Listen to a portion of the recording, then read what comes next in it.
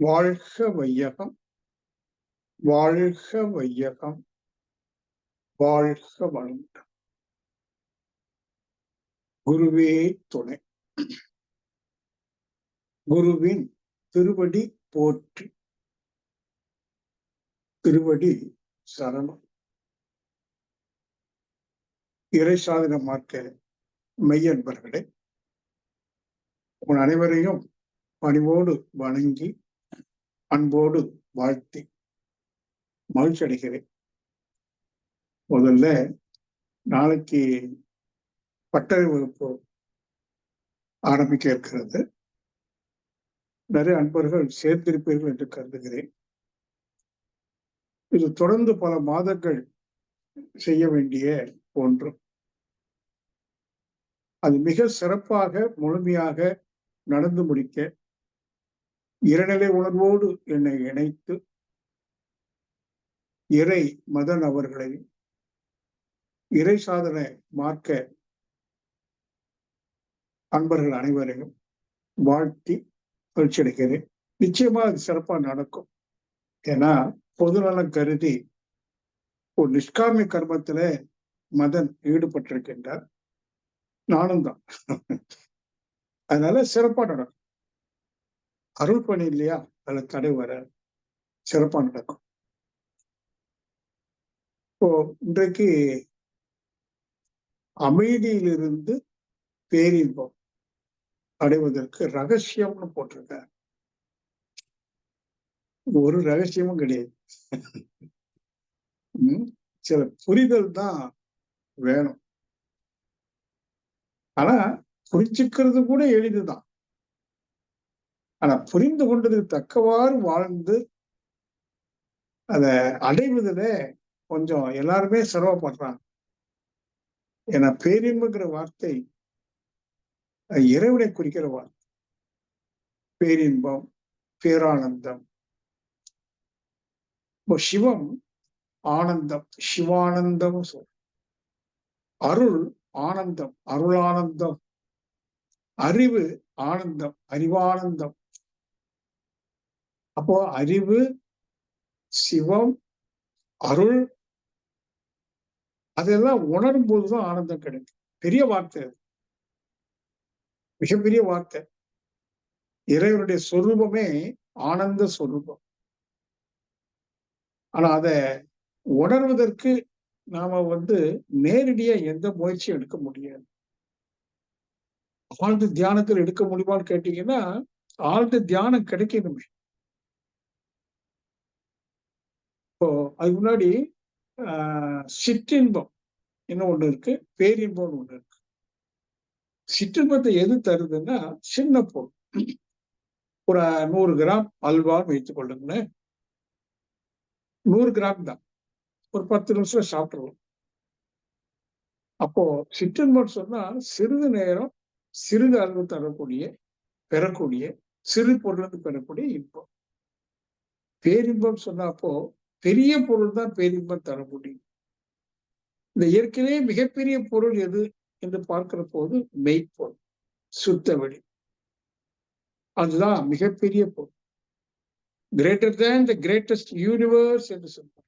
அந்த eternal space இருக்கே, that is greater than the greatest universe. அப்ப அந்த பொருளை அனுபவம் கொண்டால், அனுபோகம் எப்படி சின்ன சின்ன பொருளை அனுபவம் வைக்கிறோம், ஆண் பெண் அனுபோகம். இந்த போகங்கள் எல்லாமே 5 புலனை கொண்டு நாம் பெறக்கூடிய போகங்கள் எல்லாமே சிறிது நேரம் சிறிது அளவு. அதனால்தான் மீண்டும் மீண்டும் அது வேண்டும் வேண்டும் என்று தேடுகிறோம். நேற்று போகிச்சோம், அப்ப இன்னைக்கு வேணுமா அப்படின்னா வேணும். ஏன்? நேற்று சிறிது நேரம் தான் கொடுத்தது, இன்னைக்கு மட்டும் எவ்வளவு கொடுக்கும் போது சிறிது நேரம் தான். ஆனா புலன் கவர்ச்சிக்கு நாம அடிமையா இருக்கோம். ஏன்னா அந்த மனசு உண்மையில எதை தேடுதுன்னா பேரின்பத்தை தேடுது. அது நமக்கு தெரியல, மனசுக்கும் தெரியல. நதி கடலை நோக்கிதான் ஓடுது, அந்த நதிக்கு தெரியாது. அது அணை கட்டிட்டோம் அப்படின்னா தேங்கும். தேங்கி தேங்கி என்ன ஆகும், அப்படியே ஓவர்ஃப்ளோ ஆகும். ஏன்னா அது அறியாமலேயே அதோட நோக்கம் மிக பள்ளத்தில் இருக்கக்கூடிய அந்த நீர்நிலை கடலை நோக்கி ஓடும். அது மாதிரி மனசும் எதிலிருந்து உற்பத்தி ஆயிட்டோம் அப்படின்னா மூலப்பொருள் மெய்ப்பொருள் சுத்த வேண்டும். அதை மீண்டும் அதை அடையணும். அதுதான் பேரின்பத்தை கொடுக்க முடியும். அதான் இருக்கிறதுல பெரிய பொருள். ஆனா வந்த இடத்துல என்ன ஆயிருது, தடுக்கப்படும். அங்க எப்படி நதியை டேம் போட்டு தடுக்கிறோமோ, இங்க இந்த புலன் கவர்ச்சியில சிக்கொண்டு இந்த உலக வாழ்க்கையில உலக பொருட்கள், ஆண் பெண் நட்பு அங்க தேக்கம் வரும். ஆகவே பேரின்பம் கிடைக்கல. அப்ப தேக்கம் பெற்றிருக்க இடத்துல இருந்து அதுக்கு விடுதலை கொடுத்தால் மட்டுமே ஆன்மாவிற்கு, புலன்ல சிக்கியிருக்கிற ஆன்மாவிற்கு விடுதலை கொடுத்தால் மட்டுமே அது அந்த மிகப்பெரிய பொருளான மெய்ப்பொருளை உணர்ந்து பேரின்பத்துக்கு வரும். அப்ப இது என்ன ரகசியம் தான் இருக்குதான்னா, ரகசியம் இல்லை. நடைமுறை வாழ்க்கையில சில கோட்பாடுகளை நாம சரியா சின்ன வயசுல இருந்தே பின்பற்றி வாழ்க்கை தான். ஏன்னா ஆன்மா உடல் எடுத்திருக்கு. இந்த உடல்ல ஆன்மா மனமாக எழுச்சி பெற்று வாழுது. நல்லா கவனிக்கணும். ஆன்மா உடல் எடுத்து 10 மாதம் உடல் எடுத்து வெளியில வந்தாச்சு. இப்போ வளருது. அந்த ஆன்மாவில் என்னென்ன பதிவுகள் இருக்கோ அதனுடைய எழுச்சி எண்ணங்கள் அல்லது மனமாக வாழும். இப்போ அந்த ஆன்மாவிற்கு விடுதலை கொடுத்தால் மட்டுமே அது மெய்ப்பொருளை உணர்ந்து பேரின்பத்துல தழைக்க முடியும். அதான் பிறவிய நோக்கம். அப்ப இந்த தடையெல்லாம் கொஞ்சம் கொஞ்சமா அப்புறப்படுத்தலாம். கொஞ்சம் வருஷங்கள் ஆகும். அது ரகசியமா கிடைக்கக்கூடியது அல்ல. Practical implementation. நடைமுறை வாழ்க்கையில சில கோட்பாடுகளை நாம சின்ன வயசுல இருந்தே வரணும். ஆனா காலத்தின் கோலம் சின்ன வயசுல முடியாம ஆகி போச்சு. சரி, குறைந்தபட்சம் நடுத்தர வயது ஒரு 40 வயது, 40 வயதுல அவனுக்கு ஒரு 12, 14, 15 வயசுல ஒரு குழந்தை இருக்கும் இல்லையா? அப்போ அந்த மாதிரி டைம்ல பாத்தீங்கன்னா திருமணம் ஆன புதுசுல பெரிய பிரச்சனை இல்லை. ஏதோ 1, 2 குழந்தைய பெற்று அது வளர்ந்து வருது. உயர் படிப்புக்கு போகணும். அடுத்த ஒரு 5 வருஷத்துல பொண்ணா இருந்தா திருமணம் செய்து கொடுக்கணும்.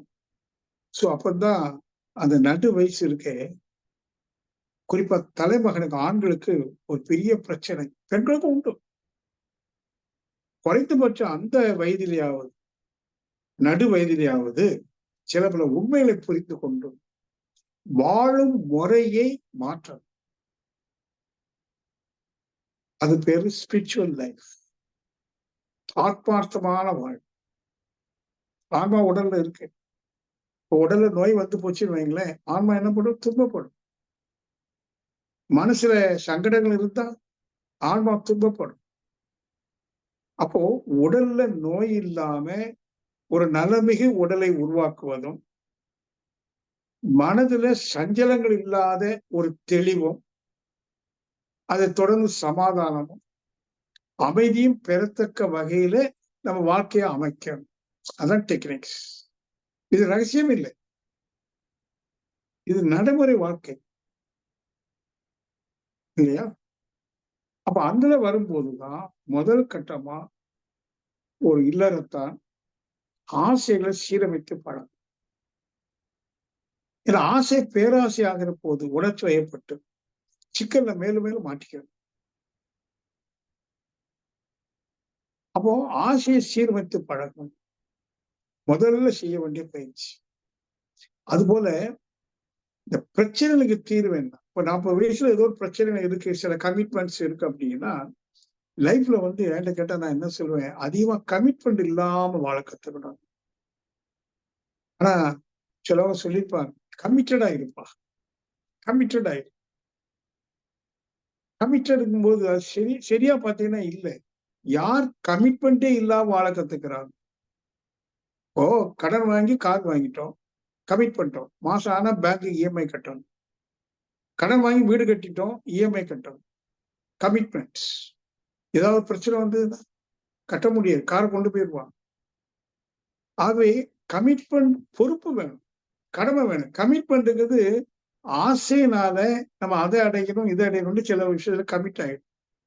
அப்புறம் சிலவங்களுக்கு வாக்குறுதி கொடுப்போம், கமிட்மெண்ட் நான் பாத்துக்கிறப்போ. வாக்குறுதி கொடுக்க கூடாது. தெரியாது நாளைக்கு என்ன நடக்கும், யாருக்கும் தெரியாது. ஆகவே எப்பவுமே கமிட்மெண்ட் இல்லாம சில இடத்துல கொஞ்சம் வச்சுக்கலாம். நான் சொல்றதெல்லாம் கொஞ்சம் ஒரு காமனா நீங்க ஃப்ரீ ஆகணும். முதல்ல உங்க மனசை ஃப்ரீ பண்ணும். ஃப்ரீனஸ் ஆஃப் த மைண்ட் சொல்லுங்க. ஆனா இப்போ எல்லாருடைய மனசு எப்படி இருக்குன்னா சிக்கு பிடிச்சிருக்கு. இந்த சைக்கிளை பாத்தீங்கன்னா பேக் வீல்ல ஒரு வீல் உண்டு, ஃப்ரீ வீல்னு பேர். பேக் வீல்ல இருக்கும், அது குண்டு எல்லாம் போட்டிருப்பாங்க. அது அடிக்கடி மெயின்டைன் பண்ணணும், கிரீஸ் எல்லாம் போட்டு எடுத்து நல்ல ஃப்ரீயா அது சுத்தணும். அப்பதான் நீங்க ஃபெடல் போடும்போது கஷ்டப்படாம ஃபெடல் போட முடியும். ஒரு கால் அதை நீ சரியா மெயின்டைன் பண்ணலன்னா அந்த ஃப்ரீ வீலுக்குள்ள டஸ்ட் அதெல்லாம் இருந்து வைங்களேன், நீங்க ரொம்ப கஷ்டப்பட்டு தான் ஃபெடல் போடணும். அவன் தான் ஃப்ரீ வீல் சுத்த ஆரம்பிக்கும், கஷ்டப்படும். அது மாதிரி இந்த மனசு இருக்கே, அதை நீங்க ஃப்ரீ வீலாக மாற்றணும். ஆனா இப்ப அப்படி இல்லை, கடன் வாங்கி வச்சிருக்கோம், நிறைய கமிட்மெண்ட், அது அப்படி இது அப்படி, ஒரே கன்ஃபியூஷன், சிக்கல். இப்போ நீங்க முதல்ல இந்த சிக்கல்ல எப்படி அவிழ்ப்பது, அதான் ரொம்ப முக்கியம் லைஃப்ல. நடைமுறைப்படுத்த வேண்டியது என்ன சிக்கல்ல இப்ப நமக்கு இருக்கும். இன்னைக்கு டேட்ல ஒவ்வொருத்தரும் ஒவ்வொரு விதமான கமிட்மெண்ட்ஸ், ப்ராப்ளம்ஸ். ஸோ விரைவில் அதுல இருந்து விடுபடுவதற்கு நீங்க ஒரு திட்டம் தீட்டணும். சாமிஜாதா என்ன சொல்லுவாங்கன்னா செயல் திருத்தம். இதுவரைக்கும் தவறாக வாழ்ந்து பேராசையை பெருக்கி அதனால கண்டதெல்லாம் தின்னு ஆசையினால உடலையும் கெடுத்து கடனை வாங்கி மனசையும் கெடுத்து ஒரு காம்ப்ளிகேட்டட் மைண்ட் உருவாக்கி வச்சிருக்கோம் எல்லாரும். நானும் அப்படிதான் உருவாக்கி வச்சிருந்தேன். அதான் சொல்ல பெரிய கதை, அப்புறம் பார்ப்போம். இப்ப நீங்க என்ன பண்ணுங்க, இன்னையில இருந்து புது கமிட்மெண்ட் வேண்டாம், புது சிக்கல் வேண்டாம். ஆனா பழைய சிக்கல் இருக்குமான அவிழ்க்கக்கூடிய டெக்னிக்ஸ் வேற ஒண்ணும் இல்லை. ஒண்ணு ஆசை சீரமைப்பு, ரெண்டாவது பிரச்சனைக்கு தீர்வு, கவலை ஒழித்தல். அதை கரெக்டா நகத்தாய்வு செய்து ஃபர்ஸ்ட் உங்க மைண்டை ஃப்ரீ ஆக்கணும், ரிலாக்ஸ் பண்ணு. இனிமேல் அதுல டஸ்ட் வரக்கூடாது, சிக்கல் உருவாகும். அதான் உங்களுடைய புத்திசாலித்தனம். இது ஞான மார்க்கம் சொல்ல காரணமே, அறிவை கொண்டு வாழ்க்கையை எப்படி வாழ்ந்தா அமைதியா இருக்கலாம், ஓரளவு ரிலாக்ஸா இருக்கலாம் அப்படிங்கிறது நீங்க கொஞ்சம் சிந்திச்சவங்க எல்லாருக்குமே கிடைக்கும். ஏன்னா எல்லாருமே புத்திசாலி தான். இதை பண்ணி நீங்க ஓரளவுக்கு அமைதியா மனசுல குழப்பம் இல்லாத மனசு, தெளிவான மனசு. இன்னொருக்கு அச்சம் இல்லாத மனசு வேணும், கவலை இல்லாத மனசு வேணும். அதுக்கு பிரச்சனையை தீர்வு கண்டுட்டீங்கன்னா கவலை போயிடும். பிரச்சனைக்கு தீர்வு காணவே அச்சமும் போயிடும். அச்சமும் கவலையும் ஒரு நாணயத்தின் இரண்டு பக்கங்கள் போல், ஒன்றே ஒன்று சார்ந்தது. இப்படிலாம் நீங்க கொஞ்சம் புத்திசாலித்தனமா மகிழ்ச்சியாக சொல்லி வச்சிருக்க தற்சோதனை வகுப்பு செய்து பிரச்சனைகளாம் தீர்வு கண்டு முதல் அமைதிக்கு வாங்க. ஏன்னா நம்முடைய நோக்கம் பேரின்பம், அதான் எப்போதுமே ஆனந்தம், பேரானந்தம். அது எது தரும்? பல சொல்றேன், மெய்ப்பொருள். அந்த மெய்ப்பொருள் நம்ம மனசுல எங்க இருக்கு அப்படின்னா அது மனசுல இல்லை. மனம் எழும் இடம் அகம்.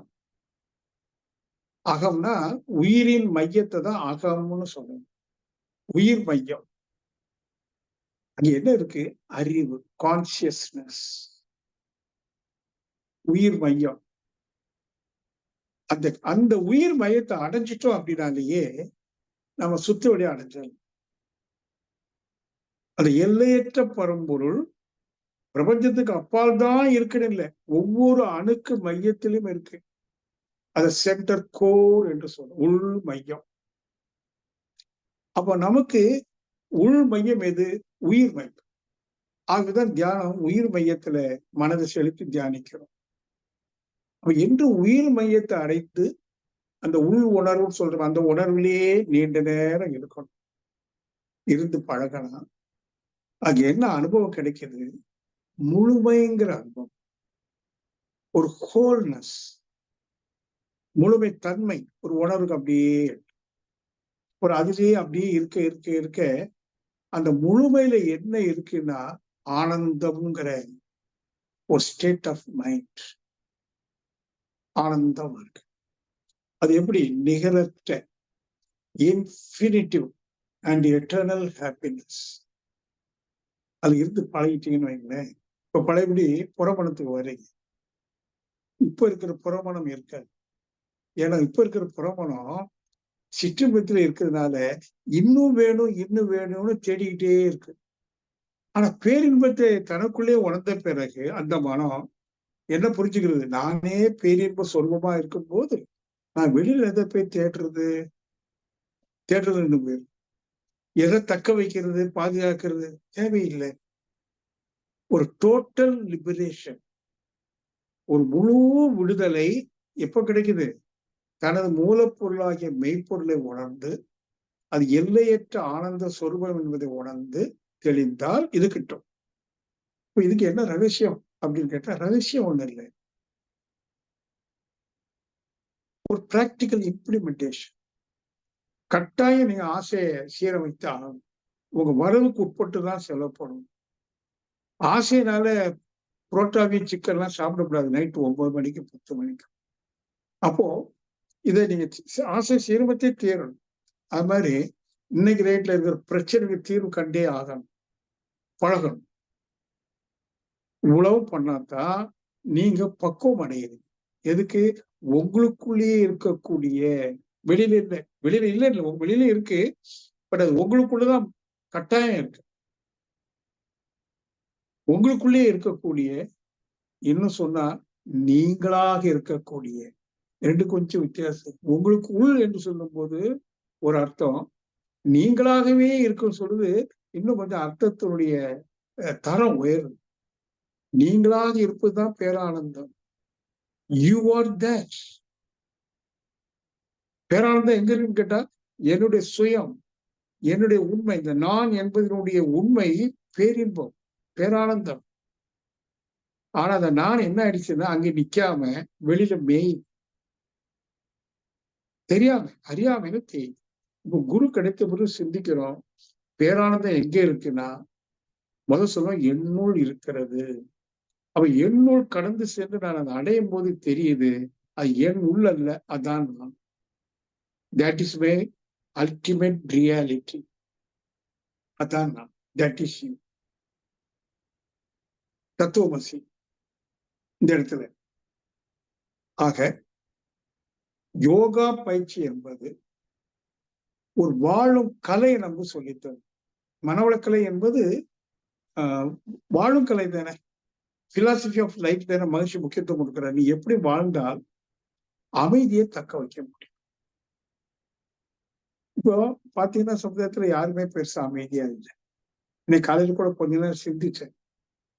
ஏன்னா எனக்கும் 75 வயசு. என்னை போன்ற சக நண்பர்களை சந்திக்கும் போது என்கிட்ட கேட்பாங்க, எப்படிப்பா இருக்கேன்? நான் நல்லா இருக்கேன். ஐயா நீங்க எப்படி இருக்கீங்க கேட்பேன்.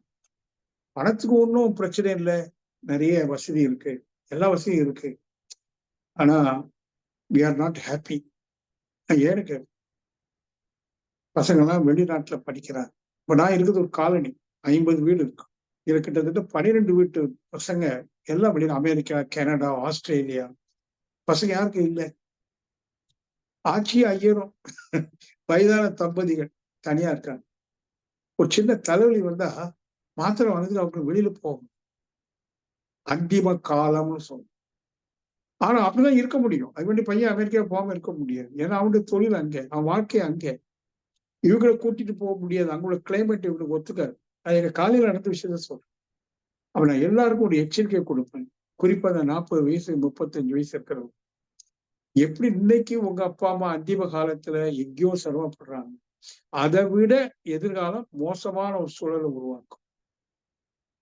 ஆகவே அந்திம காலத்தில் யாரையும் எதிர்பார்க்காம வாழணும்னு சொன்னா முதல் தேவை உடல் நலம்.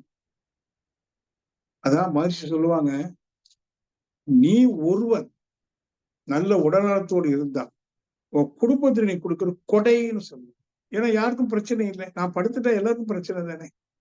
மகிழ்ச்சி இன்னும் சொல்லுவாங்க, இந்த பாத்ரூம் டாய்லெட்டுக்கு யாருடைய உதவியும் இல்லாம போகக்கூடிய அளவுக்கு அது வரைக்கும் தான் உயிரோடு இருக்கணும்.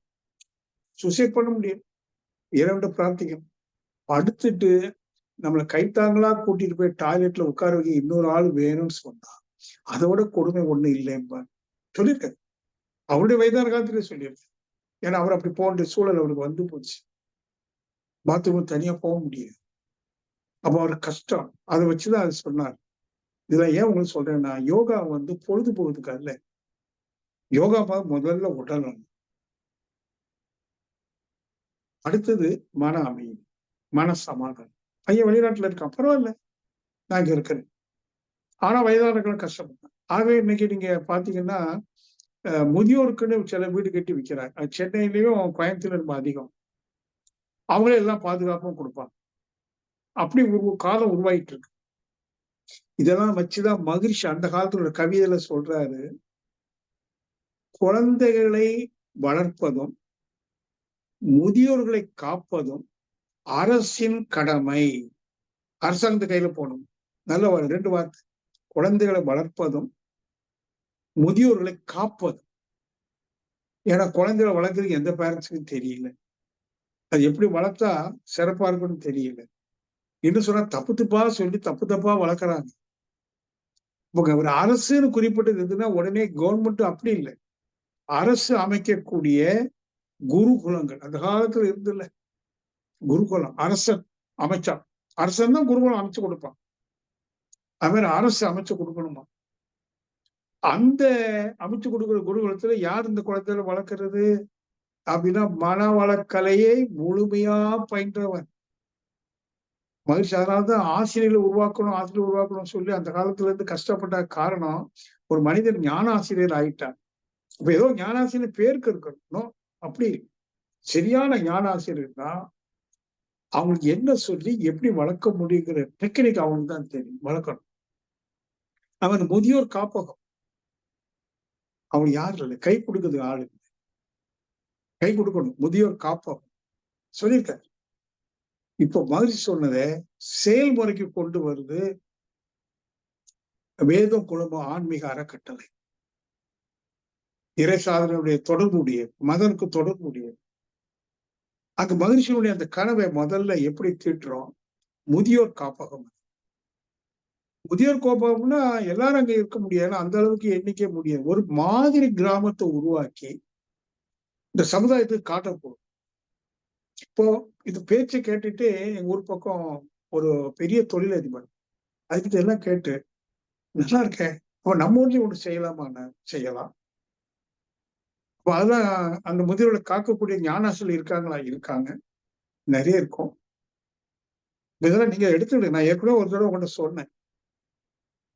இப்போ வீட்டுல ஒருவேளை உங்க பசங்க இருந்தாலும் கூட கொஞ்சம் வயதானவர்கள் வீட்டுல இருந்தா அவங்களுக்கு ஒரு கஷ்டம். ஏன்னா எதுக்கு எடுத்தாலும் டே தம்பி போடா, எனக்கு அதை வாங்கிட்டு வாடா, இதை வாங்கிட்டு வாடா, அவனுக்கு 1008 வேலை இருக்கும்.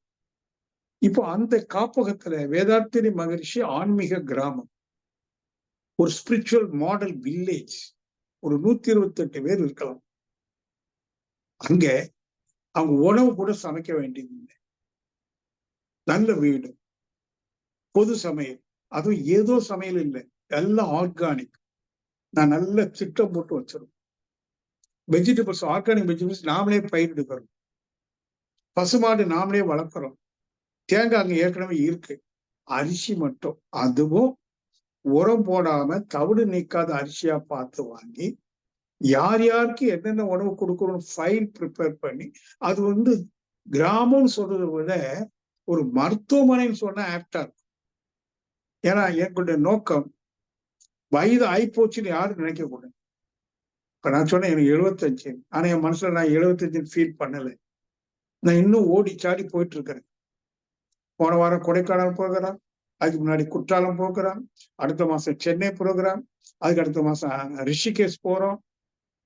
பல விதமான வீட்டுல முடங்கியே கிடக்கிறது. இதெல்லாம் எந்த உற்சாகம் எங்க இருந்து வந்தது? வாழும் முறை மகிழ்ச்சி கற்றுக் கொடுத்தது. ஆக உங்கள யாராவது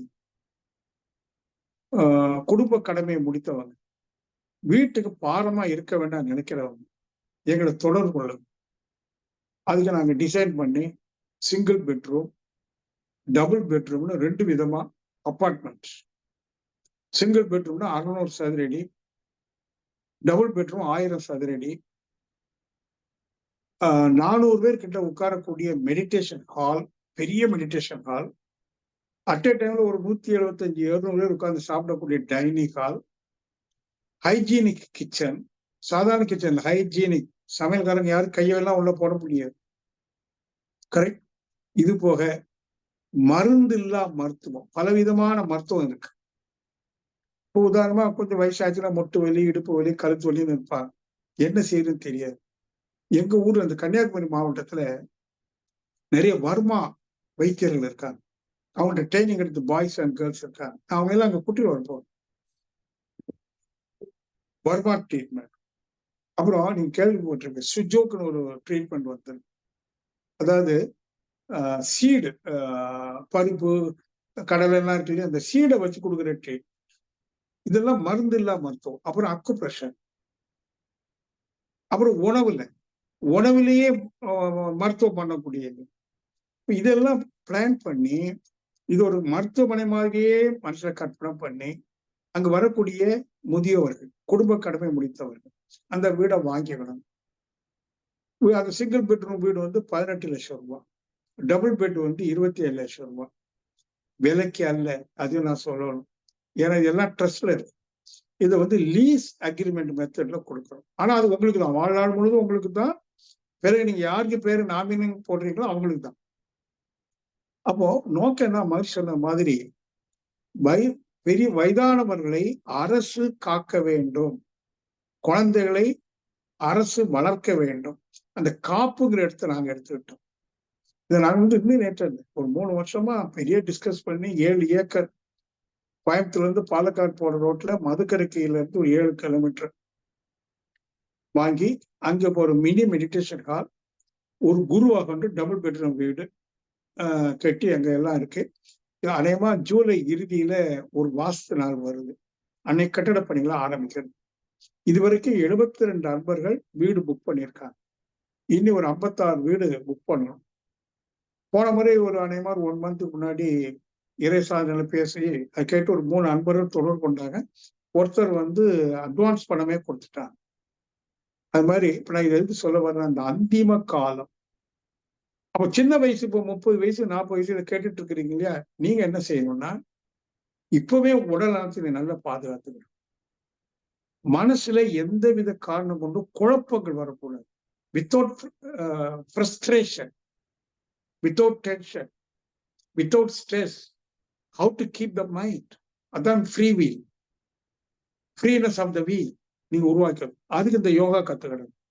மகிழ்ச்சி வந்து விளையாட்டு அந்த சிலபஸ் ரெடி பண்ணல. இந்த ஆசை சீரமைப்பு, கவலை ஒழுக்கம் 2 முக்கியம். இந்த 2 கரெக்டா செய்யறா சினம் தானா போயிடும். ஒரு புதிய பரிமாணத்துக்குள்ள நீங்க நுழைய முடியும். அதை நல்லா சிஸ்டமேட்டிக்கா கத்துடுங்க. உங்களுடைய எதிர்காலத்துல எத்தனை இந்த மாதிரி கிராமம் வர முடியும் தெரியாது. அன்னைக்கு 60 வயசுக்கு மேல நீங்க உங்க குழந்தைகளை டிபெண்ட் பண்ணி வாழாம, முழுக்க முழுக்க உங்கள் உடலையும் உங்கள் மனதையும் டிபெண்ட் பண்ணி வாழக்கூடிய ஒரு தகுதியை பெருக்க கொண்டு வாழ்ந்தீங்கன்னா அதுக்கு பேர் தான் யோக வாழ்வு. முதல்ல இன்ட்ரோடியூஸ் பண்ணும்போது என்ன சொன்னார், யோக வாழ்விற்காக. ஏன்னா கிட்டத்தட்ட 25 ஆண்டுக்கு மேலாக கன்னியாகுமரி வேதாந்த கேந்திரால சிறப்பு யோக வாழ்வு பயிற்சின்னு அங்க கொடுத்துட்டு இருக்கோம். உங்களை பல அன்பர்கள் வந்திருப்பீங்க. சிறப்பு யோக வாழ்வு பயிற்சி அப்படின்னா என்ன, சின்ன வயசுல எப்படி வாழ்ந்தா வயதான காலத்துல நோயின்றி வாழ முடியும். இது ஒரு பிரின்சிபல். இதையும் கடந்து இன்னொன்னு இருக்கு தெரியுங்களா, நீங்க நடத்துறாங்களே தவ முடிவுல சொன்னாங்களே சுத்த வழியை பற்றி, அவ்வளவு சீக்கிரம் உணரக்கூடியது அல்ல. அது சமாதி. ஆதிக்க சமமா மனம் போய் நிக்கணும். அவங்களதான் இறை உணர்வு பெற்றவர்கள். ஊருக்கு ஒருத்தர் இருந்தா போதும். நல்லோர் ஒருவர் உலரெனில் அவர் பொருட்டு எல்லோருக்கும் பெய்யும் மழை வள்ளுவர் சொல்றார். நல்லோர் ஒருவர் உலனே அப்படின்னா என்ன அர்த்தம், ஒருத்தவங்க இல்லைன்னு அர்த்தம். அதனால வள்ளுவர் இருக்கிறார். உங்க ஊர்ல ஒரு நல்லவன் இருந்தா போதும், அவன் தாகம் தீர்ப்பதுக்காக மழை பெய்யுமா, மற்றவங்க எல்லாம் எப்படி இருந்தாலும் சரி. வள்ளுவர். உபனிஷத் சொல்லுது, நீ ஒருவன் தூய்மையானால் இந்த பிரபஞ்சத்தின் ஒரு பகுதியே தூய்மையானதான். பிரபஞ்சம் எவ்வளவு பெருசு, அதுல ஒரு பகுதியே தூய்மையானதான். நீ ஒருவன் தூய்மையானான். அப்போ உடல்நலம் காத்து மன அமைதியோடு வாழ்வது மட்டுமல்ல குறிக்கோள். இந்த ஆன்மா வாழ்கிற போதே சாந்தி அடையும், முக்தி அடையும், அதாவது விடுதலை பெறணும். எப்ப விடுதலை? தனது முழுமைத்தன்மை உணரும் போது, இறைநிலை உணரும் போது. அவர் ஒருத்தர் இருந்தா போதுங்க. இருந்து அவற்றை இருந்து போகக்கூடிய ரேடியேஷன் இருக்குல்ல, என்ன ரேடியேட் தெரியுங்களா? எல்லோரும் இன்புற்றிருக்க நினைப்பதல்லாமல் வேறொன்றும் அறியேன் பராபரமே. தாய்மானவர் சொன்னார்ல, எல்லோரும் நல்லா சந்தோஷமா இருக்கணும்பா, அப்படி நினைக்க தவிர வேற ஒண்ணு எனக்கு தெரியாதப்பா. அப்போ அந்த மாமனிதன் உள்ள என்ன நினைக்கிறானோ அதை அது ரேடியேட் பண்ணும். அந்த ரேடியேஷன் பல மைல் படரும். ஆமா. அப்ப இந்த யோகாவுடைய அவசியம் என்ன? முதல்ல யோக வாழ்வு, அதுல இருந்து அடுத்த ஞான வாழ்வு, ஒரு என்லைட்டன்ட் லைஃப். நான் யாருக்கு தகுதி இருக்குன்னா உங்க ஒவ்வொருத்தரும் தகுதி இருக்கு. ஏன்னா நீங்க வேதாத்திரியத்தை கையில் எடுத்திருக்கீங்க, வாய்ப்பு இருக்கு, இறைசார்ந்த மார்க்கத்துல இருக்கிறீங்க, தகுதியும் வாய்ப்பு இருக்கு. ஆனா இந்த வாய்ப்பை பயன்படுத்தி கொண்டு உங்க தகுதியை பெருக்கிறீர்களா என்பதுதான் கேள்வி. பெருக்கணும்.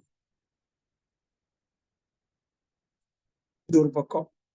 திருப்பி சொல்றேன், ஒரு மனிதனோட வாழ்க்கையில அந்த முதுமை வருது பாருங்க, அது பெரிய சோதனை. பேசுறது கூட துணைக்கு ஆள் இருக்காதுங்க சில நேரங்கள்ல. எங்க காலையில சொல்லுவாங்க, ஐயா நீங்களாவது ஒரு வாரம் வந்து போங்க, நீங்க வந்த நாலு நல்லது சொல்றீங்க, அடிக்கடி வர முடியாதப்பா, எனக்கும் இப்படி எல்லாம் இருக்கு. வயதான காலத்துல பேசுறதுக்கு ஆள் இல்லை. ஒரு கால் அவங்க ட்ரை பண்ணி போன் அடிச்சு யார்கிட்டயா பேச போனா அங்க கட் பண்ணிடுறாங்க, இவரும் அறுப்பான், வயசானவன் வீட்டு சும்மா கிடக்காம அப்படிலாம் இருக்கு. ஆனா நம்ம கிராமத்துல கிட்டத்தட்ட 300 பேர் வாழ போறாங்க. 300 பேரும் வயதானவர்கள். அப்ப பாருங்க, உங்களுக்கு பேச்சுக்கு துணை, நல்ல உணவு, பாதுகாப்பு. ராதாகிருஷ்ணன் அங்க வர்றாரு, இருக்காரு, தினசரி சத்சங்கம் நடத்தி மனசுல ஒரு குழப்பத்தை நீக்கி ஒரு ஆற்றுப்படுத்தல் கொடுக்க போறாரு. யாரோட மன ஆறுதோ, நல்லா ஆறிடுச்சுன்னு சொன்னா கண்ணு மூடி தியானம் பண்றாரு, இறைவனா மாறு. ஆறு மனமே ஆறுன்னு சொல்லி பழைய ஒரு சினிமா பாட்டு ஒன்று சிவாஜி பாடிட்டே வருவான். இந்த மனசு ஆறணுமா, ஆறு மனமே ஆறு ஆண்டவன் கட்டளை யாருன்னு ஒரு பாட்டு ஒன்று தானே. அந்த ஆற்றுப்படுத்தக்கூடிய ஒரு திட்டத்தை மனசுல வச்சுதான் இதை உருவாக்கி இருக்கும். நீங்க சமாதானம் அடையணும், ஆறணும். அந்த ஆறுதல் கிடைத்த பிறகு அப்படியே கண்ணை மூடி நீங்க தியானம் கூட பண்ணு, சும்மா அப்படியே இருங்க. அங்க ஒரு ஃபீல்டு ஃபார்ம் ஆயிருக்கும். அப்படியே இருக்க இருக்க இருக்க இருக்க உங்களை அறியாமலேயே கரையும். எது கரையும்? தன்முனைப்பு, ஈகோ. நேற்று வீட்டுல சச்சரவு நடத்தும் அதான் சொன்னேன். இந்த அகம் இருக்கே, ஆக்சுவலா இந்த அகம் பிரம்மாஸ்மி, இறை குடியிருக்கிற இடம். ஆனா அந்த அகம் அறியாமைனால தன்னை பாதிக்குது. அகம் பாவம், அகங்காரம் சொல்றமா இல்லையா? நீண்ட கால வாழ்க்கை முறை அப்படி ஆகி போச்சு. அதெல்லாம் அழித்து அகம் பிரம்மம். நீங்க இப்ப அகம்பாவத்தை நீங்க அழிச்சிட்டீங்க, எதனால? சமாதானம் அடைஞ்சாச்சு. அங்க இருக்கிற அன்னன்னைக்கு நம்ம பண்ணக்கூடிய அந்த பற்றை வகுப்புல கொஞ்சம் கொஞ்சமா அந்த பாவத்தை எல்லாம் போக்கி அது கரைந்து முற்றிலும் டிசால்வ் ஆகி one day it will disappear. Then no more ego. இருக்காது. அப்படிங்க. அப்படியே அப்போ அந்த கிராமத்துல இருக்கிறவங்கள ஒரு முதல் 3 வருஷம் 10 பேரு தன்னுடைய தெய்வத்தை உணர்ந்துட்டாங்கன்னா 10 பேருக்கு இருந்து போகக்கூடிய ரேடியேஷன் என்ன ஆகும்? கோயம்புத்தூர் மாவட்டத்தையே அதிர வைக்கும். எஸ், அதிர வைக்கும். எனக்கு ஒரு பேராசைங்க. உங்களை ஆசை சிறப்பிக்க சொல்லிட்டு இவனுக்கு என்னன்னா பேராசை. என்ன பேராசை? எல்லாரும் ஞானம் ஆகணும். மகிழ்ச்சி அப்படிதான் சொன்னார். பிரம்ம ஞானிகளேன்னு கூப்பிட்டார், சிரிச்சுக்கிட்டே கூப்பிட்டார்.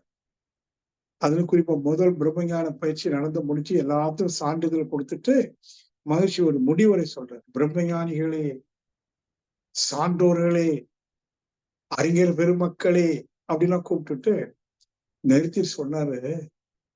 அதாவது இது எப்படி இருக்குன்னு கேட்டீங்கன்னா, அம்மா ஒரு வயதான அம்மா, வயதான ஒரு அம்மா, ஏழை அம்மா, ரொம்ப ஏழை. அவளுக்கு ஒரு குழந்தை, அது இடுப்புல வச்சுட்டு, என் கண்ணு, என் ராஜா அப்படி சொல்லி முத்தம் கொடுப்பாங்க. சாப்பாட்டுக்கு வசதி இல்லை, ஏழை, ஆனா என் ராஜாங்கிற. சாப்பாட்டுக்கு வசதி இல்லாத ஒரு தாய் தன் குழந்தை ராஜாவா பார்ப்பது போல நான் உங்களை எல்லாம் பிரம்ம ஞானியா பார்க்கிறேன். பிரம்மஞானி இல்ல போனோமோ, நீங்களாம் உங்களெல்லாம் நான் பிரம்ம ஞானியா பார்த்து பிரம்ம ஞானிகளையே அறிஞர்களையே கூப்பிடுறேன்னு உள்ள உரிய சொன்ன. நான் அப்ப இருந்து அங்க இருக்கிறேன். அப்ப அவருடைய நோக்கம் என்ன? ஒவ்வொருத்தரும் பிரம்மஞானி ஆகும். இப்ப அவர் நம்மகிட்ட இல்லை. இப்ப யார் அதை தொடர்வது? மதம் தொடரணும், நீங்களும் தொடர்ந்து வரணும், நாங்க தொடர்ந்து போயிட்டே இருக்கிறோம் ஒரு பாதையில, ஞான பாதை. நீங்களும் எங்க கூட கை கோர்க்கணும். இந்த உலகத்துல 800 கோடி மக்கள் இருக்காங்க, 1-2 இல்லை. தமிழ்நாட்டுல மட்டும் 10 கோடி இருக்கு. எத்தனை பேர் மனவளக்கலை பயின்று முழுமையான பிரம்மஞானியா இருக்கிறோம்? பிரம்மஞானம் விளக்கம் கொடுத்தாச்சு, புரிதல் வந்து போச்சு, உணர்தல் வந்துதான். அகம் பிரம்மாஸ்மி, அது உணர்வு வரணும் இல்லை? அதுக்கு ஏற்ற ஒரு சூழலை வேதாத்திரி மகிழ்ச்சி ஆன்மீக கிராமத்துல உருவாக்கி கொண்டிருக்கிறோம். ஒரு பிருந்தாவனமே உருவாகும். என்னால சொல்லி மாளல. பெரிய கற்பனை திட்டம். அந்த காலத்துல மகிழ்ச்சி இருக்கும் போதே மேடையில நான் அதை பேசினேன். எங்க ஊர்ல நான் வந்து இந்த மாதிரி ஒண்ணு செய்ய போறேன்னு. மகிழ்ச்சி சிரிச்சேன். செஞ்சிருவேன். அதுக்குள்ள சூழல் என்னைக்கு வரல, முடியல, விட்டுட்டோம். அப்ப எஸ்கேம் ஐயா மேடையில் இருந்தார். அவர் சொன்னார், இது வந்து உலக சமுதாய சேவா சங்கத்தினுடைய திட்டம் இல்லை, இது ராதாகிருஷ்ணனுடைய திட்டம். ஏன்னா மக்கள் அப்படி தப்பா எடுத்துடக்கூடாது. ஆனா காலம் கடந்து எவ்வளவு நாள் ஆயிப்போச்சு. மகிழ்ச்சி காலம் சென்று 18 வருஷம் ஆயிப்போச்சு. இப்ப நான் சொல்ல 20-22 வருடத்துக்கு முன்னாடி. ஆனா இன்றைக்கு அது கனிந்து கையில வந்திருக்கு. அந்த கனவை மெய்ப்பட வைக்க வேண்டியது நம்ம ஒவ்வொருடைய கடமை. இது மாதிரி கிராமம், முழு கிராமம் அல்ல, என் மாடல் வில்லேஜ். இதை பார்த்து பலர் செய்யும். தமிழ்நாட்டில் மட்டும் 100க்கும் மேற்பட்ட கிராமங்கள் உருவாகும். ஏன்னா அவ்வளவு தொகை, ஜனத்தொகை இருக்கு. வயதானவர்களை நம்ம பாதுகாக்கணும். சின்ன வயசுக்காரங்க ட்ரைனிங் கொடுக்கறோம். எதுக்கு தெரியுமா? வயதான காலத்துல நீ இங்க வர வேண்டாம்பா, நீ வந்து வயதான காலத்துல உடனே நீயே தாங்கிக்க முடியுங்கிற அளவுக்கு ஒரு யோக வாழ்வை கற்றுக் கொடுக்கணும். இங்கு வந்தவர்களுக்கு ஞான வாழ்வை கற்றுக் நற்செய்திங்க, அது நற்செய்தி. அப்போ சரி, தலைப்புக்கு வரும். ரகசியம் என்ன? ஒரு ரகசியமும் இல்லை. அமைதியிலிருந்து பேரின்பங்கிறது நாம செய்ய முடியாது. அமைதி பேரமைதியா மாறினால் மட்டுமே பேரின்பம். பேரமைதினா என்ன? நிலைகொலையாத, உச்சி மீது வாடிடிந்த போதிலும் அச்சம் கொள்ளாத அமைதி. நாளைக்கு மரணம் என்று இன்றைக்கு உங்க நடையில வந்து ஒருத்தர் கூப்பிடான்னு ஏமா வந்துட்டான், I am ready to come with you சொல்லணும். இன்னைக்கு உங்க மனசுல அது வரணும். நான் எல்லாம் சந்தோஷமா இருக்கிறேன், எனக்கு ஒரு குறையும் இல்லை, நான் அர்த்தமுள்ள வாழ்க்கையை வாழ்ந்திருக்கேன், என்னை எப்போ கூப்பிட்டா நான் போவேன். ரெடினஸ் டு கோ, இதுதான் ப்ரிப்பரேஷன். அப்ப இதுக்கு அந்த கிராமத்துல அவங்களை ப்ரிப்பேரும் பண்ண போறோம். பயந்துடாதீங்க. அங்க வரக்கூடிய வயதானவர்கள் கூட கொஞ்சம் கொஞ்சமா அவங்கள வந்து ஆற்றுப்படுத்தி அவங்க மனசு சொல்லணும், ஆஹா இங்க வந்த பிறகு மன நிறைவோடு வாழ்றேன், என் பையனும் பிள்ளையும் என்ன வந்து பார்க்கல, அதை பார்க்க வர முடியல, நான் சங்கடப்படலை. இப்ப நான் வந்து என்ன உணர்ந்தாச்சு, என்னை உணர்ந்த பிறகு தெரியுது எனக்கு நான் மட்டுமே போதுமானது, பிரிது ஒன்றும் தேவையில்லை. அதனால கிருஷ்ணா அர்ஜுன கடைசியா குருஷேத்திரத்துல சொல்றான், அர்ஜுனா இந்த நான் இருக்கிறதே, திஸ் செல்ஃப், இது வெறும் உடல் மன இயக்கத்திற்கு உட்பட்டது அல்ல, இது உடல் இயக்கமோ மன இயக்கமோ அதுக்கு உட்பட்டது அல்ல. இது ஆத்மானந்த சொரூபம். அப்படி அந்த ஆத்மானந்த சொரூபமாகிய இந்த நானை தவிர பிரிது ஒன்றும் இல்லை. பிரிது ஒன்றினால் பாதிப்பும் இல்லை. என்னை தவிர்த்து யாரும் இல்லாத காரணத்தினால் நான் இழப்பதற்கோ பெறுவதற்கோ ஒன்றும் இல்லை. இதாங்க liberation. So you have to liberate. Your soul should be liberated one day or other. அப்ப அதுக்கு ஏற்ற ஒரு சூழலை இதுவரைக்கும் நீங்க எங்கேயும் பார்க்க முடியாது. ஆசிரமங்கள் நிறைய இடத்துல இருக்கு. ஆனா எந்த ஆசிரமத்திலையும் மகிழ்ச்சி கண்ட கனவு நிஜமாக்கப்படவில்லை. ஒவ்வொரு ஆசிரமத்திலையும் பாலிடிக்ஸ், சண்டை. ராமகிருஷ்ண மடம் எவ்வளவு பெருசு. ராமகிருஷ்ணன் யார்? அவருக்கு மடத்துல தேர்தலுக்கு சண்டை. எனக்கு தெரியும் நிறைய இடங்கள்ல அப்படி இருக்கு. ஆனா நாம உருவாக்குறது அப்படி இல்லை. அங்க யாரும் தலைவரும் கிடையாது, மந்திரியும் கிடையாது, ஒண்ணும் கிடையாது. எல்லாரும் தொண்டர்கள். தொண்டுதான் சர்வீஸ். என்ன தொண்டு செய்யணும் அந்த தொண்டு. இப்படி மகரிஷியனுடைய பல கனவுகள் உலக சமாதான திட்டத்துல இருக்கு. அதுல ஒன்று முதியோர்கள் காப்பகம். அப்புறம் இது பொது சமையல். வீட்டுல யாரும் சமைக்க கூடாது. வயசுல அவங்க ரெஸ்ட் எடுக்கணும். அவங்களுக்கு இருக்கு, நிறைய இருக்கு. நான் இன்னொரு காலத்துல உங்கள்கிட்ட பேசுறேன்.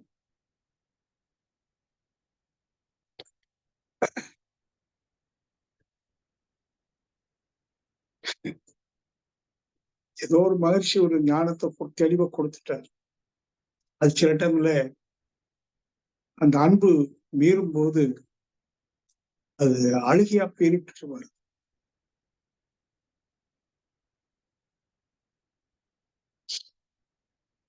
வாழ்க்கை வளமுடன் நிறைவு செய்த எல்லோருக்கும் நன்றி. ஏதாவது கேட்கணுமான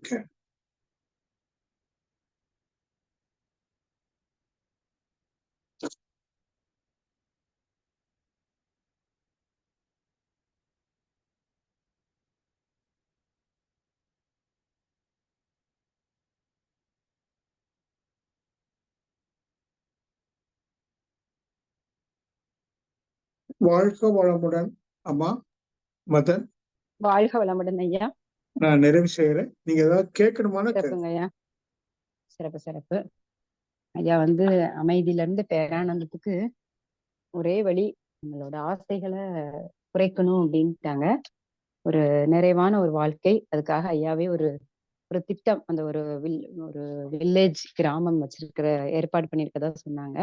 அதாவது முதுமையில போய் வெளியில போக ஆள் இல்லை, என் பிள்ளை என்ன பார்க்கல, அந்த ஒரு வருத்தம் இருக்கக்கூடாது. ரெண்டாவது, நம்ம யோக வாழ்வு வாழ்ந்தோம் அப்படின்னோம்னா நம்ம வாழ்க்கையில அந்த முதுமை அப்படி ஒரு இதா இருக்காது அப்படிங்கிறதையும், நிறைய அந்த கமிட்மெண்ட்டை விட்டுறணுங்கிறதையும் ஐயா ரொம்ப சிறப்பா சொன்னாங்க.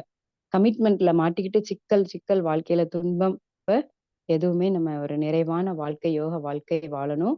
அதுக்கு ஐயா ஒரு கிராமம் கிட்ட ஆரம்பிக்க போறாங்க. முதியவர்கள் அதுல இருந்து எல்லாரும் தியானம் பண்ணி அந்த ஆற்றுப்படுத்துதல், எல்லாரையுமே ஒரு அமைதி நிலை, எதிர்பார்ப்பு இல்லை. என் பிள்ளைங்க பார்க்கல, என் பிள்ளை என்ன செய்யல, எனக்கு வாங்கி தர ஆள் இல்லை, எனக்கு அப்படி இல்லாமல் ஒரு ஆரோக்கியமான உணவோட அப்படியே முதியவர்கள் எல்லாம் பேசிட்டு தியானம் பண்ணிட்டு சந்தோஷமான ஒரு வாழ்க்கை. ஐயா சொல்லும் போதே அதை அப்படி கற்பனை பண்ணி பார்க்க முடியுது. சிறப்பு. எப்படி நம்ம ஒரு கிராமத்தை தத்தெடுத்து அங்க ஃபுல்லா தவம் கொடுக்கணும்னு நினைக்கிறோமோ, அதே மாதிரி அந்த கிராமத்துல முதியவர்கள் அங்க அதான் ஒரு வார்த்தை சொல்லிட்டாங்க, ஒருத்தர் அங்க இறையுணர்வு பெற்றவர் இருந்தா நல்லவர் ஒருவர் விளையார் அவர் பொருட்டு எல்லோருக்கும் பெய்யும் மழை. அப்ப அந்த கிராமமே ஒரு சிறப்பான நிலைக்கு மாறுறதுக்கும் அந்த எடுக்கிற ஒவ்வொரு முயற்சிக்கும் இறையர் குருவல் காப்பாக இருக்கணும்னு சொல்லியும் ஐயாவோட சிறப்பான உரை. ஐயா எல்லாரும் நம்ம வாழ்த்தலாம். ஞான ரிஷி AS ராதாகிருஷ்ணன் ஐயா அவர்கள் வாழ்க வளமுடன். ஐயா அவர்களது உடல் நலம் வாழ்க வளமுடன். ஐயா அவர்களது அருள் தொண்டு மென்மேலும் சிறக்க வாழ்க வளமுடன். ஐயா அவர்களும் அவர்களது அன்பு குடும்பம் அருட்பேராற்றல் கருணையினால் உடல் நலம், நீல ஆயுள், நிறை செல்வம், உயர் புகழ், மெய்ஞான மூங்கி வாழ்க வளமுடன், வாழ்க வளமுடன், வாழ்க வளமுடன், வாழ்க வளமுடன். ஐயா கிட்ட கேள்வி கேட்கறவங்க யாரா இருந்தா ஹேண்ட் ரைஸ் பண்ணி இது சம்பந்தப்பா எதுனாலும் கேட்கலாம். வாழ்க வளமுடன். தேவிஸ்ரீ அம்மா. நன்றிங்க அம்மா. வாழ்க வளமுடன். சித்ரா மோகன் அம்மா.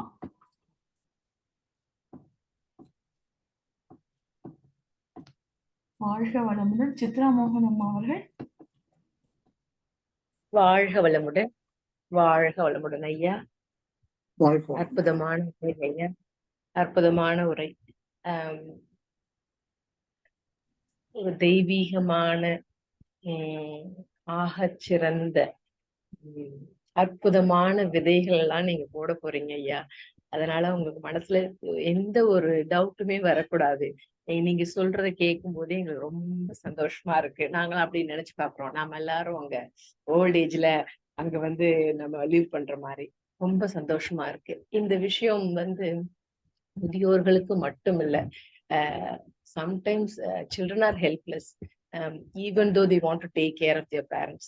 அந்த ஆத்மாக்களும் அவங்களுக்கும் மன நிறைவே கொடுக்க போற விஷயம் இது. சோ அப்படிலாம் நினைச்சு பார்க்க ரொம்ப சந்தோஷமா இருக்கு. யார் அற்புதமான விதை, ஒரு பெரிய எக்ஸாம்பிளா நீங்க பண்ண போறீங்க. இந்த விஷயம் மேலும் மேலும் வளர்ந்து ஆழமரமா வளர்ந்து நிறைய விருட்சங்களோட அற்புதமா அமையும் ஐயா. அதற்கு இறை சாதனை மார்க்கம் சார்பா எங்கள் எல்லார் சார்பாக உங்களுக்கு எங்களுடைய மனமார்ந்த வாழ்த்துக்கள், எங்களுடைய மனமார்ந்த பிரேயர்ஸ். நன்றியா, ரொம்ப ரொம்ப நன்றி. வாழ்க வளமுடன். வாழ்க வளம். நன்றிங்க அம்மா. வாழ்க வளமுடன். அம்மாவை தொடர்ந்து எம் ஜெகநாத் அவர்கள்.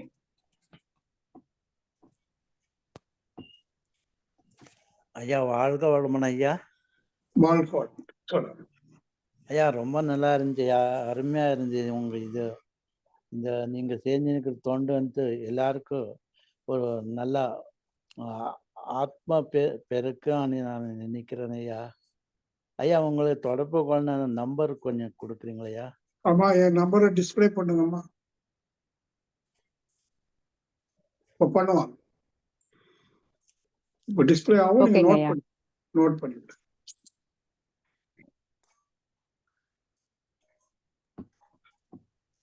நன்றிங்க ஐயா. சார்ட்ல உங்க நம்பர் போடுவாங்க, பாத்துக்கோங்க ஐயா. வாழ்க வளமுடன். அன்பர்கள் யாராவது கேள்விகள் கேட்க விரும்பினால் ஆன்சர் பண்ணுங்கம்மா. வாழ்க வளமுடன். ஐயா இப்போ நீங்க அங்க அது கட்டினீங்கன்னா நீங்க நாகர்கோயில இருந்து கோயம்புத்தூரே போயிடுவீங்களா? போயிட்டு வருவீங்களா ஐயா அந்த வில்லேஜ்? மாசத்துக்கு 5 நாள் எங்க வீட்டுக்கு வருவேன். நாகர்கோயிலுக்கு 25 நாள். அங்கேயே ஒரு குறிப்பிட்ட டைம் மெடிடேஷன் கிளாஸ். எனக்கு நாங்க ஒரு வீடு கட்டியாச்சுங்கம்மா, டபுள் பெட்ரூம்ல. ஆமா, அது தெரியுங்க ஐயா. வில்லேஜ் அந்த உருவானதுக்கு அப்புறம் அந்த டைம்க்கு மெடிடேஷன் அப்படி டெய்லி ஒரு 3-4 தடவை மெடிடேஷன் இருக்கும். நல்லா இருக்கும். நான் தியானம் மட்டுமே இல்லை, நிறைய என்டர்டெயின்மெண்ட். ஏன்னா வயசான காலத்துல சந்தோஷமா இருக்கணும் இல்லையா? ஆமா, கண்டிப்பா. அதுக்கு வேண்டிய என்டர்டெயின்மெண்ட்ஸ் எல்லாம் கூட உண்டு. ஓ, சிறப்புங்க ஐயா. ஸ்விம்மிங் பூல் கூட உண்டு. அப்புறம் indoor game, outdoor game. Indoor game சொன்னா carrom board, chess, table tennis. Outdoor கேம்னா ஷட்டில் காக்கு, வாலிபால், அது மாதிரி சின்ன சின்ன கேம்ஸ் இருக்கு. அப்புறம் வேன் வாங்கி விடுவோம். அடிக்கடி டவுனுக்குள்ள குருவாயூர் கோயில் பக்கத்துல போகலாம், ஆலியாருக்கு போகலாம், ஊட்டிக்கு போகலாம். அதுக்கு வேண்டிய ஏற்பாடு, பொது சமையல், எல்லாமே டிவைடிங் சிஸ்டம். அதாவது அவங்க இப்போ 18 லட்சம் கொடுத்து பிக்ஸ் பண்ணிட்டு அவங்க சாப்பாட்டு இதற்கு வந்து அந்த ஆகிற செலவை எல்லாருக்கும் டிவைட் பண்ணி மாசம் கட்டிடணும். மற்றபடி அவங்க பலசரக்கு வாங்கணும், ரைஸ் மில் எந்த ஒரியும் இல்ல. நீட்டா சாப்பிட்டுட்டு மெடிடேஷன் பண்ணி ஜாலியா பேசிட்டு சந்தோஷமா இருக்கலாம். அதே நேரத்துல அவங்க அறிவுரை தெளிவுறதுக்குள்ள சப்ஜெக்ட்லாம் நடந்துட்டு. இல்லைங்கய்யா, பெரும்பகுதி அவங்க முடியாம சமைக்க கஷ்டப்பட்டு அவங்களோட டைமை வேஸ்ட் பண்ணி அப்படிதானே கழிக்கிறாங்க. இப்ப இவங்க வந்து ஞானத்தை தேடக்கூடிய பாதையா இருக்கும். நல்ல தவம் பண்றது, நல்ல சிந்தனை கேட்கறது, ரிலாக்ஸா மைண்டும் பீஸ்ஃபுல்லா வச்சுக்கிற மாதிரி சூப்பரா இருக்குதுங்க ஐயா. நிறைய பேரு சேலரி நிறைய பையங்க கூட பணம் அனுப்ப ரெடியா இருக்கிறாங்க. ஆனா அவங்கள பாத்துக்கிறதுக்கு தான் ஆள் இல்ல. பெரிய பங்களால அப்படியே ஒத்தையில தனிமையா உட்காந்து காப்பகம் இல்ல, சரியாட்டு பணம் இருக்குது நிறைய, மன அமைதி இல்ல. அதுக்கு சிறப்பா இருக்குங்க. வாழ்த்துக்கள் ஐயா. வாழ்க வளமுடன். இறைகுரு தான் அந்த இடத்துல நிறைவா இருந்து செய்வாங்க. வாழ்க வளமுடன். நன்றிங்கம்மா. வாழ்க வளமுடன். ஜெகநாத் அவர்கள். அவர் வாழ்க ஜெகநாத் வளமுடன். ம். பேசாச்சியா நம்பர் கேட்டேன், உங்க தொடர்பு கொள்ள நம்பர். இப்போ சாட்ல போடுவாங்க, கொஞ்சம் கவனமா இருங்க. அந்த ஒரு போடுவாங்க. நிமிஷம் ஒரு நிமிஷம். ம்.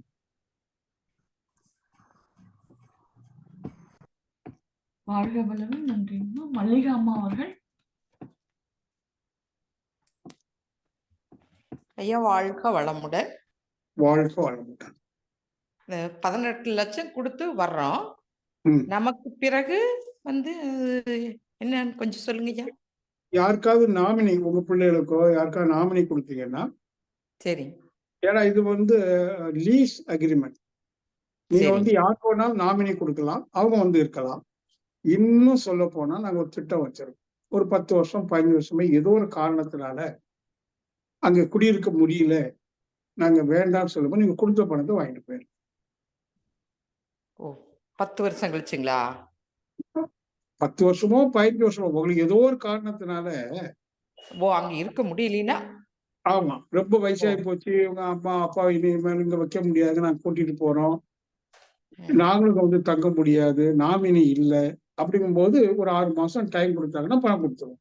அதானே லீஸ் அக்ரிமெண்ட்டுங்க. அதானே ஓ சரி சரி இப்ப நம்ம ஊர்ல வீடு லீஸ்க்கு எடுக்கிறோம் இல்லையா, ஆமாங்க ஐயா. பணம் கொடுத்து 5 வருஷம் 6 வருஷம் இருக்கிறோம், அப்புறம் லீஸ் வேண்டான்ட்டு லீஸை பிரேக் பண்ணிட்டு பணத்தை வாங்கிட்டு போயிடும். ஓ அதே சரிங்க ஐயா. வாழ்க வளமுடன். வாழ்க்கை. நன்றிங்கம்மா. வாழ்க வளமுடன். ஐயா நிறைய நிறைய பண்ணிக்கலாம். நிறைய விஷயம். நன்றிங்க ஐயா. வாழ்க வளமுடன். அவரு நம்பர், போன் நம்பர் கேட்டாரு, நீங்க கொடுக்கலையே.